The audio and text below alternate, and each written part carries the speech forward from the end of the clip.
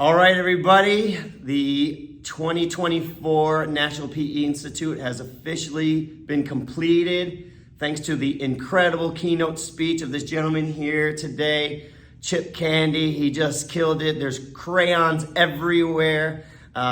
Just brought all the attention to the importance of every student and professional development and being there for each other and being together and working together.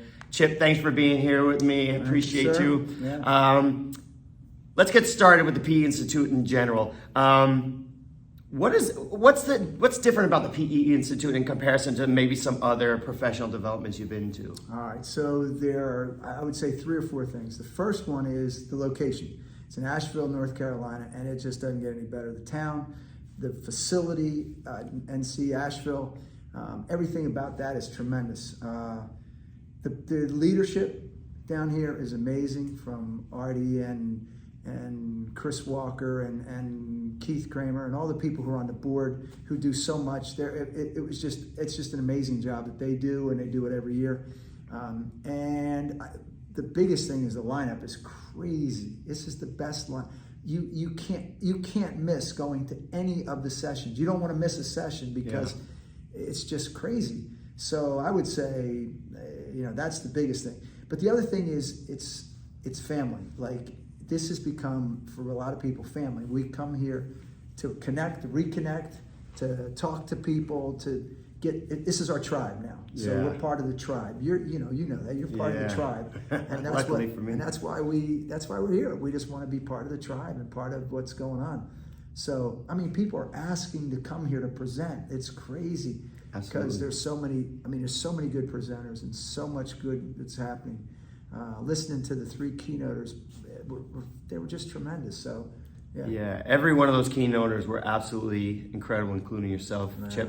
And you know what? Leadership is such a big thing. I think we don't even realize sometimes what kind of leaders we can be until we're in the role. Yeah. And then we remind ourselves of the fire inside of us and the responsibility we hold to each other. Like you say, your tribe, you always want to bring your tribe up, and then you start contributing in ways you never really expected to, in places like New Jersey, North Carolina, Kentucky, have really great leadership. Yeah, really incredible leadership, and you're part of it.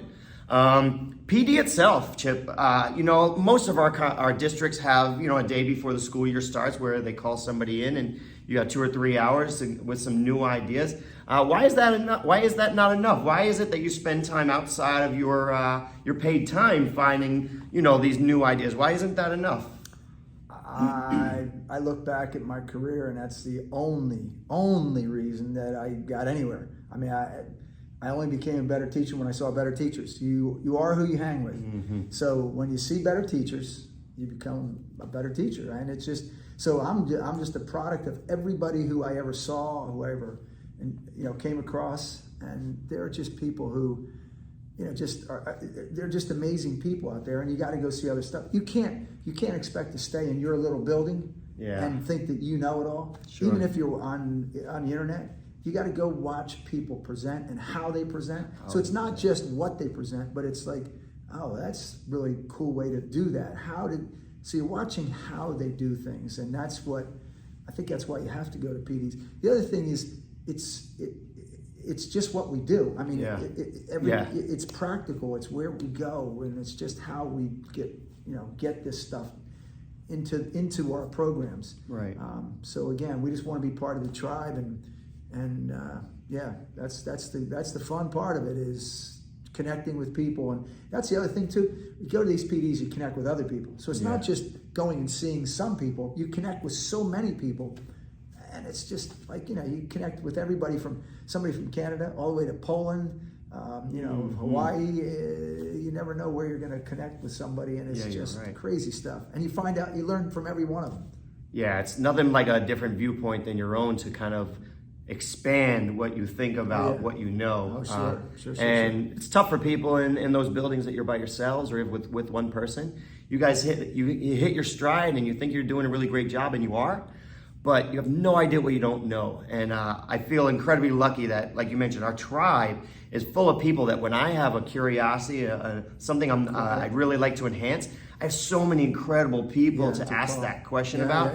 And most of them are pretty much okay with the fact that they may have to say, I don't know, but they will have 2 or 3 other people to directly contact right away. So, we all have great ideas, but when it's different, you may have never thought of it yourself if you sat in a room for hours. Yeah. And then you're walking into another person's experience and you go, I never would have thought of that. Yeah. So you mentioned these people that inspire you from different places. I remember my first year, there was a gentleman from Senegal that we spent time with, me and Mac. And Mac is one of the people that lit a fire under me. Artie is another one. I remember Joey Feist's first keynote speech was like, this guy speaks like no other educator I've listened to before. Sure. Can you think of some people that you've always probably been a really inspired teacher, but somebody that lit a fire inside of you that made you think, oh, hold on a second, I'm taking this to the next level? Yeah, for me, so I had one guy in college who got me started. Like, he started the fire, and it was Dan Stanley, and that guy, he understood, like, he taught. So he wasn't just a college professor. Yeah. He had taught for like 25 or 30 years. And he knew teaching, and he was really good. And he just laid it out. He said, this is what's going to happen. This is how it's going to happen. Just, you gotta get around it. You got to do it. So he was the kind of guy, said, let's just go do it. Get it done, And so he was the first guy that kind of lit the fire. And then I just started going to conferences, and I just started seeing people. And I think about my buddies in New Jersey, Jim Ross and Tim Sabins and John Smith and Greg Montgomery, who, those guys, they cranked me up. And then I came down here and I met, Artie and Jim and Larry and everybody else that was down here. So it just got crazy down here. And so you just, as you meet people,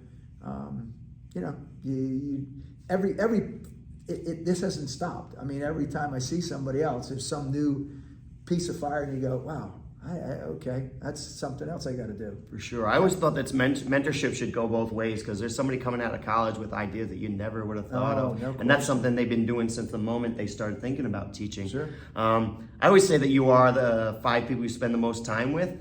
And that makes you really think about who you're spending time with. And you were surrounding yourself with people like the people we've been in the hallways with. It just reminds you, I know that you're naturally responsible towards your students. Those are your why, right?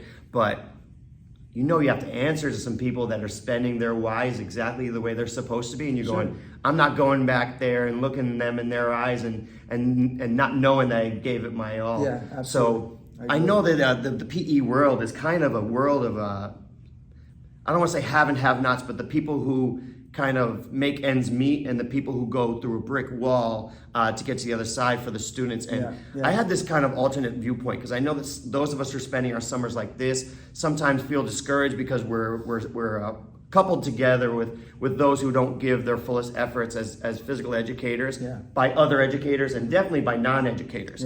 But my alternate viewpoint on that is that I can't hold them responsible because they haven't had that fire lit inside of them that I've been lucky to have gotten. Right. So my message to everyone out there is, you're only as good as you've been so far. When you get to another place where you're sitting next to somebody like Chip Candy or Artie Camille, and you start thinking to yourself, I want to take myself to the next level. You start thinking about education differently, and you're not going to do that without an interaction and a viewpoint of somebody who's different than you, has a different angle from their life. Every one of us have our own experience. That's what's great about the keynote. Joey and Kim were talking about it as a spotlight opportunity, and it's exactly what it is. It's just seeing the angle that you see our physical education world from. And I want to let every one of you guys know out there, surround yourself with people like them, because it's going to change your viewpoint. It's going to require that you step your game up to the next level. And every one of those kids in your gymnasiums deserve it.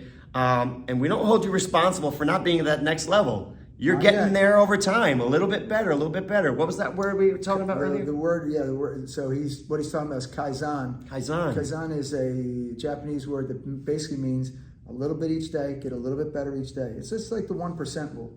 I want to be 1% better than I was yesterday. I want to do something a little bit better, 1% better this year, and just whatever it is, 1% in a week, but always improving, constantly trying to look to improve. And when you do that, who gets better? Not me, the kids. It's better for absolutely. the kids. So it's the kids that we're working to. I said in the keynote, you've got to know who is your why, or why. Yeah. Your why needs to be your who, and it's the Yeah. who. The who is the kids. So that's why we do that. it. That's why we do it. For sure. Well, you have a platform right now. If there's anybody out there that has not realized the importance of being here, what would you say to them? Well, next year is going to be a blowout. I mean, I would bet that this will double next year. It's a tremendous place to have this. It's a great time of the year to do it. It's right in the middle of summer, and it's just an awesome place to be. And you're going to get so much out of it. It's we always talk about trying to get a drink from a fire hydrant. You're not going to get everything, but you're going to take home a little bit of it. You just get a little off the side and make sure that you are, taking something home. And you will. You're going to take so much stuff home that it's going to be overwhelming. Sure. But, you're going to see the best of the best people here. And it's just, you can't help but improve. You can't help but Kaizen. Sponge. Yeah. Turn into a sponge and get here, absorb every little bit, here. Kaizen, just a little bit better. Be here next year. That's the whole goal. July 17th and 18th, 2025, UNC Asheville, right here. The National PE Institute, it is the place to be. You heard it here first. We'll see you there.